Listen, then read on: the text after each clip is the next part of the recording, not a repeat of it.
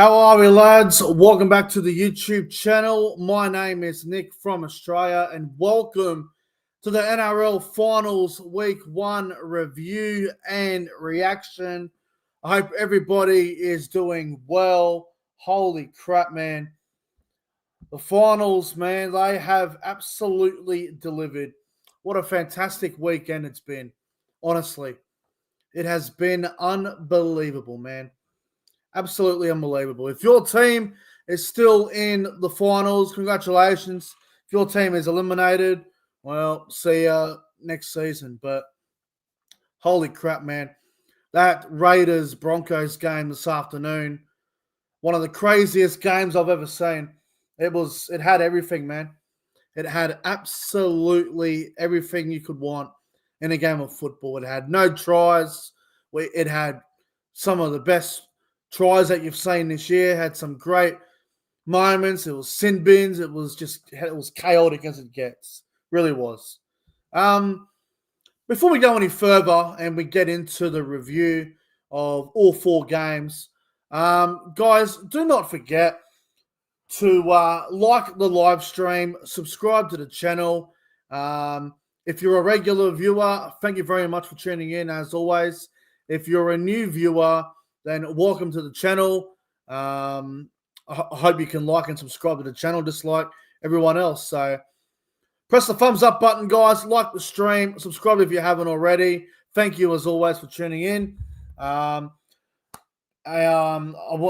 want to acknowledge the live chat quickly, and then we're going to get into it. So hello to Jason Reeder, Luke Melbourne Storm fan, Daniel Bates, Josh Sami, Liam Pritchard, Will Storm fan, everyone else that is watching. I hope you are all doing good, man. What a bloody weekend. Unbelievable weekend of footy. All right, we might as well begin, in order. We'll go from Friday, Saturday through to today. And the Melbourne Storm, they defeated the Bulldogs 26 points to 18. This was a really good game of football on Friday night. Now, obviously, the Bulldogs get a second chance because they finished in the top four. So the Bulldogs get another bite at the cherry next week where they take on Penrith, but we'll get to that soon. Melbourne Storm 26, Canterbury Bulldogs 18. This was a really good game. I really enjoyed this game of footy. I thought the quality of this game was high class. The Bulldogs, I'm going to give the Bulldogs a lot of credit here. They suffered a lot of injuries during this game. They lost Stephen Crichton. They lost Anari Tuwala. At one point, they had Matt Burton and Jacob Preston both playing in the centres. That was insane. And the Bulldogs, they tried really hard. Toby Sexton played in the halves with Lachlan Galvin. I thought they worked pretty well together. Toby Sexton was very strong in this game, I thought. Obviously, his last 20 minutes, he definitely made a few errors that he would like back. But just, overall, this was a really good game. You had Eli Katoa, once again, first try scorer. Does Eli Katoa, I think he's now scored the most first tries this year out of any player or out of any forward. So he's been so reliable for Melbourne. You had Lissati, who was meant to start in the back row. He ended up coming off the bench. He scored a try for Melbourne. Wishart got one for Melbourne, which actually put them back in front with about 15 minutes to go. And obviously Warbrick scored that try for Melbourne where kick out through the offload and ended up sealing the game right there. And tries for the Bulldogs went to Toby Sexton, Jacob Carraz, and Matt Burton. Now, I thought the Bulldogs, they were really competitive here. They were right in this game until the last 4 minutes. It was literally 20 to 18 Melbourne with 4 minutes to go. But just a couple of things that the Bulldogs did, I think they would like their time over again. There was one moment there where I think there was about 7 minutes to go or something, and that Kurt Mann had a chance to pass the ball. The Dogs had numbers, but he kicked the ball, and it just wasn't the right decision. They had opportunities in this game, the Bulldogs, to steal this and get a week off, but they didn't take their chances when they had them, and Warbrick obviously read the play well, where Kickout throws that bad pass, intercept, runs 90 meters, ball game over. But look, I think Melbourne can improve on this game. Like, I don't think Melbourne were, a 9 out of 10 or anything like that. A lot to improve on for the Melbourne Storm. Obviously, no Pappenhausen and Jerome Hughes in this game. So, for them to still win the way they did was very impressive. And I just thought Melbourne, they handled the occasion good. And at the end of the day, they got the win, and they probably deserved to win the game. So, fair play to the Storm. But the Bulldogs, they tried really hard, considering the injuries that they obviously the injuries that happened to them. They tried very hard, but it wasn't to be. So, Melbourne win. They advance to the prelim, and the Bulldogs will have to play next Sunday at Accor Stadium against the team that we're about to talk about, and that is the Penrith Panthers. They went over to New Zealand, and they beat the Warriors 24-8. Now, I'm going to be completely honest here, guys, and I'm not trying to be a negative prick, but I'm going to be straight up, brutally honest here. The Warriors, they never looked like they were going to win this game. The Warriors never looked like winning. I know it was a close game for a while. I know the Warriors were in the game, with Panthers being up 6-2, but at no stage did I feel like the Warriors were going to win. It just, I don't know if it was just me, but even at 10-6 when the Panthers are up, I never felt like the Warriors were going to win the game. I honestly, the score was close. Obviously, they were in the game, but the Warriors, they just never looked in it. They really didn't. Now, the first try of the game came from a bench prop in Isaiah Papali'i. That was insane. And, like I was saying, it was 6-2 at halftime. And the Warriors needed to start well in the second half, and they didn't do that. Brad Schneider went over for a very soft try from dummy half. What was it, 12-2 at that point? Then the Warriors went in through Leka Halasema, and that's probably when Warriors fans got a bit excited, thinking they had a chance. And look, 12-6, of course you're a chance. Of course you're a chance at 12-6. But the Panthers then, they scored this ridiculous try. Now, there's been a lot of blow-up about it on social media, about the Luke Garner forward pass. Look, it is what it is, right? It was one of those ones where the referee was never in a good position because of where the ball was kicked and whatnot and the situation. But was it a forward pass? Yes. And it sucks. But even if that try is awarded, and even if that's overturned for a no try, it's still 12-6. Panthers are still in front. So all this Warriors robbed bullshit that I've been hearing on social media, it is the biggest pile of crap that you'll read online. It really is garbage. So it was 12-6, or 12-8, I should say. 12-8, right? And they get that dodgy try, Penrith, through Casey McLean. Should have been no try, but you take your luck in finals. That's what you do. You take your luck in these sort of games. Panthers go to 18-8, and then there was a knock on from the Warriors. Brian Toto runs, 65, 70 meters and seals the deal. And the Panthers win 24-8 over the Warriors. And again, I don't want to be negative, but the Warriors, they came 6 on the ladder. They might be one of the worst 6th-place teams I've ever seen. There's been a lot of teams over the years that have finished 5th and 6th, and they've been disappointing in the finals. But the Warriors, they might be one of the worst teams to host the elimination final just simply for the fact that they were never really a chance of winning this game. And yeah, it was 12-8 for a while, but did you ever feel like the Warriors were going to actually win? I never felt that. Watching it as a neutral, I never felt that. And I know in the live chat, someone just said Parramatta should have replaced the Warriors. Listen, Parramatta, they didn't make the final, so I don't know how you can say that. The Parramatta are terrible, terrible team. They didn't deserve shit. But in the end, Penrith win 24-8. It was the game I sort of expected. I mean, I think I said 26-12 on Tuesday, but it wasn't that far off. I know, margin-wise, I was pretty much correct. But yeah, Panthers too good for the Warriors, and we'll see how the Panthers go against the Bulldogs next week. Now let's talk about the other elimination final that happened on Saturday night. The Sharks beating the Roosters 20 points to 10. I told you, I said this would happen. I said the Sharks would win. I absolutely bagged the Sharks last Monday when I did that video about Shark Park should not host a finals game. And I absolutely stand by my comments.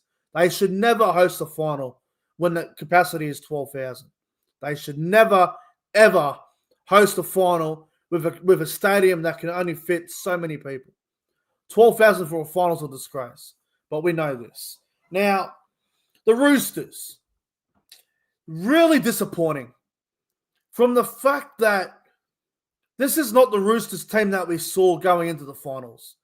We saw the Roosters going into the finals. We saw what they did to Melbourne a few weeks ago down there in Melbourne, a 40-point second half.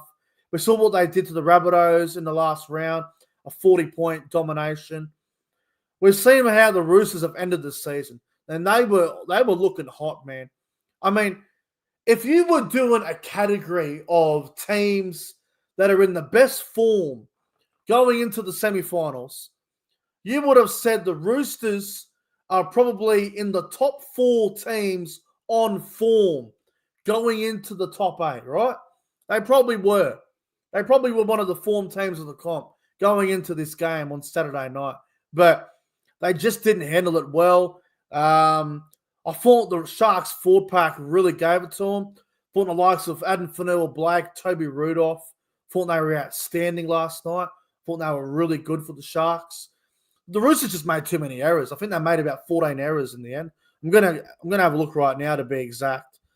The Roosters made 16 errors. So that's basically 8 errors a half. You don't deserve to win finals games with making 16 errors. It just doesn't happen. Sharks made 11. Again, they probably won't be happy with that. I think if they can get that down to maybe 8 errors, that's probably a bit better. But 11 errors is a bit off for the Sharks. Look, this game was an old-fashioned, low-scoring, physical grind type of game. It was a physical battle through the middle. Thought the Sharks handled it really well. I got to say, guys, Marky Mark, right? Marky Mark. This bloke is a freak. He really is. That try he scored last night, that first try, it was incredible, man. The footwork on Ronaldo was outstanding. I know him and Ronaldo had a bit of a clash. Ronaldo got 2 tries on Mark last night, and Ronaldo technically won. But, it was a good battle between those two, Marky Mark and Ronaldo. I enjoyed that. Angus Crichton scored that try. It was a hell of a game. It really was. The Roosters had their chances, but they just looked to be really fatigued that last 10 minutes. The Roosters, they looked really tired.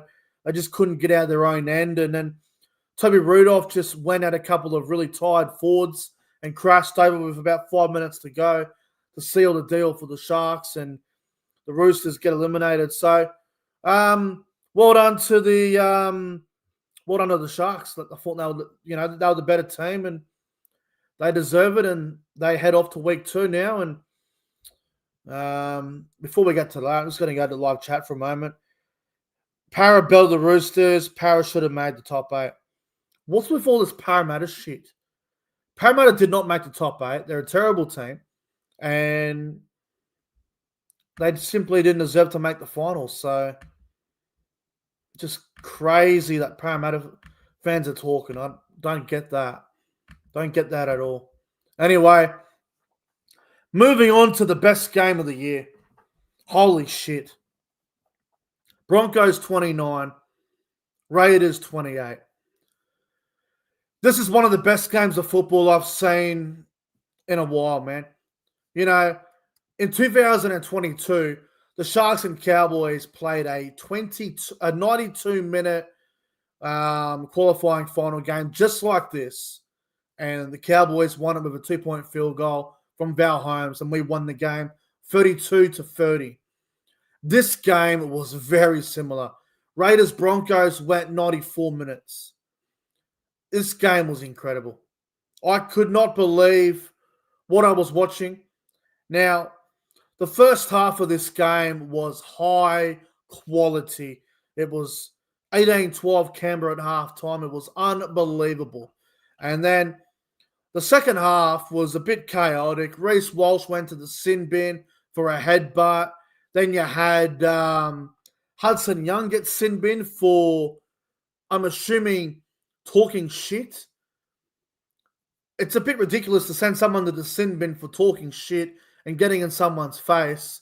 I think it was, I genuinely believe the Hudson Young sin bin was the wrong call. The Reece Walsh sin bin was the right call because he had butted him. So he had to go. But Hudson Young, all he did was talk shit. So I don't know why Hudson Young was in the sin bin. That was ridiculous. And then Paddy Carrigan got sin binned again. I didn't agree with the Patrick Carrigan sin bin. I thought Carrigan had a head clash with Morgan Smithies. So why is Patrick Carrigan getting sin binned for a head clash? What's the go there? Like, it's a contact sport. Head clashes are going to happen, man. Well, they're going to happen. And, you know, it was 12-11 there. And this is where Canberra really kicked on. Weeks and Strange scored during that period. And it was 28-12. And we all thought this game's over. Ashley Klein has just ruined the game. Brisbane are down to 11 men for 10 minutes. How on earth are the Broncos going to come back from this? Well, let me tell you something. At half, when Reece Walsh was in the sin bin, he was sitting in the locker room and he was probably so angry with himself watching the screen. He went into the toilets and he drank some toilet water. Reece Walsh had a nice dose of toilet water. He comes back out on the field after his 10-minute sin bin and he just goes, "Give me the fucking ball." He goes through, scores a try, then he sets one up for Karapani about 3 minutes later. All of a sudden, it's 28-20. Then we see Shibasaki go over on the back of Reece Walsh once again. And then it's 28-26. And we're all thinking to ourselves, Brisbane need a miracle, a 2-point field goal, or a special try. And what happens? They go for a 2-point field goal, and it's contact on the legs. So we all know the rule. You go for a field goal, your legs get taken out. It's a penalty wherever the ball lands. And the ball lands, I think it was on the 20 or 10-meter line, and penalty right in front. The Raiders thought they won the game. Everyone thought it was over. Everyone thought the Raiders had won. And then the Broncos get a penalty from 20 meters out. It goes to 28 all. We go to extra time. We go to extra time again. Jamal Fogarty misses a field goal. Now, from the position that Jamal Fogarty was in, he never misses those. He never, ever misses them ones. I couldn't believe he missed it. I could not believe Fogarty missed a field goal from where he was. Anyway, and then Reece Walsh goes for a field goal. He gets charged down, I think. And then we end up in Golden Point. And this is where it gets crazy. Jamal Fogarty puts up a bomb. And there's a contest between Jed Stewart and Karapani. And Jed Stewart knocks the ball everyone thinks it goes backwards, but it actually contacts Karapani, which is a knock on. Now, I know a lot of people on social media are blown up about it, saying that it was knocked back. Here's the thing, right? It goes up for it. Karapani, yes, he's trying to knock it backwards, but it's actually gone forward into, what's his name? It's gone in. Jed Stewart's knocked it in to Karapani, so therefore it is a knock on. It's a knock on. 100% it's a knock on. Definitely a knock on. Jamal Fogarty thinks he scored. Everyone thought the game was over. Channel 9 were that close to going straight to the news. Lucky they didn't. That they held them off. The news was delayed by about 20 minutes. It was insane. Anyway, it's a no try, right? And then the Broncos get their chance. They get down their end of the field. A couple of big runs from Carrigan and Haas and Jordan Ricky. And then everyone thinks the ball's going to Reece Walsh. But all of a sudden, it goes straight to Ben Hunt, about 35 metres out. Ben Hunt, bang, shot at field goal. He kicks it. Ben Hunt kicks the field goal. The Broncos win in Golden Point in the 93rd minute, 29-28. What a game. What a game. Like I said, this was similar to the Sharks-Cowboys 2022 finals game. It was an unbelievable game. The Raiders led 28-12 and got run down. They got run down. 28-12 and they got run down, man. The Raiders should never have lost this game. Leading 28-12 at home, you shouldn't lose from there. You should not lose from there, man. But the Broncos win and they're off to the preliminary final with Melbourne. So Melbourne and the Broncos both get the week off now. The Bulldogs and the Sharks, the Bulldogs and the Raiders get a second chance, which means next weekend on Saturday night, we are getting the Raiders versus Sharks in the semi-final in Canberra, and we're getting the Bulldogs versus the Panthers on Sunday at Accor Stadium. It's going to be off its head, man. Raiders Sharks will be a sellout. There'll be 25,000 there once again. And Bulldogs Panthers at Accor Stadium Sunday, man, if they don't get 60,000, I'll be shocked. I know a lot of Bulldogs fans want it to be a sellout.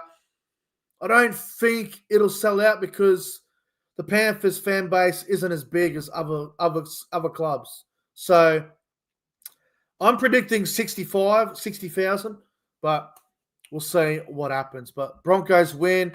One of the craziest games I've seen in a long time. But anyway, thanks for watching, guys. That's the NRL Finals Week 1 review and reaction. I hope you guys enjoyed it. If you did, don't forget to leave a like. Comment your thoughts on the weekend. It was Week 1 Finals. Let me know your thoughts in the comment section below. Thank you all for watching. Really appreciate it. Like and subscribe to the channel. And I will see you guys in the next one. Thanks for watching. Good night.